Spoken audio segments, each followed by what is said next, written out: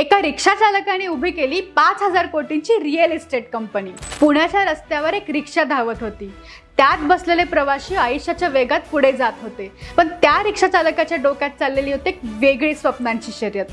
हा रिक्षा चालक होता अविनाश भोसले, ज्याने कधी काळी दररोज रिक्षा चालवून पोट भरलं, पण मनात ठाम होतं की आयुष्यात काहीतरी मोठं करायचंय। घरात परिस्थिती बेताची, शिक्षणही फारसं झालं नव्हतं, पण हिम्मत, स्वप्न आणि मेहनतीवर विश्वास होता। 1979 मध्ये त्यांनी सुरुवात केली स्वतःची company Avinash Bhosale infrastructure limited, ABIL. पैसा नव्हता, पार्श्वभूमी नव्हती, पण एक गोष्ट होती, संधी ओळखण्याची नजर। पुण्यात त्यांनी रिअल इस्टेटमध्ये पाऊल ठेवलं आणि हळूहळू उभारले छोटे प्रोजेक्ट्स। लोकांची गरज समजून त्याच्यावर विश्वास जिंकून एक छोटा टप्पा पार करत अबिल ग्रुप मोठी झेप घेतली। काही वर्षातच त्यांनी पुण्यात अनेक रहिवासी आणि व्यावसायिक इमारती उभारल्या। मग सुरू झाला हॉस्पिटॅलिटी आणि इन्फ्रास्ट्रक्चरमध्ये प्रवेश। आज the western Pune, St Regis Mumbai आणि डब्ल्यू गोवा यासारख्या लक्झरी हॉटेल्सच्या मागे अबिल ग्रुपचं नाव आहे।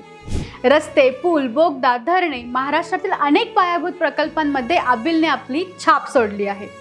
एक रिक्षा चालक ते 5,000 कोटींच्या साम्राज्याचा प्रमुख, हा प्रवास चकित करणारा आहे। परिस्थिती काहीही असो, जर जिद्द असेल तर रिक्षातूनही साम्राज्य उभं राहू शकतं।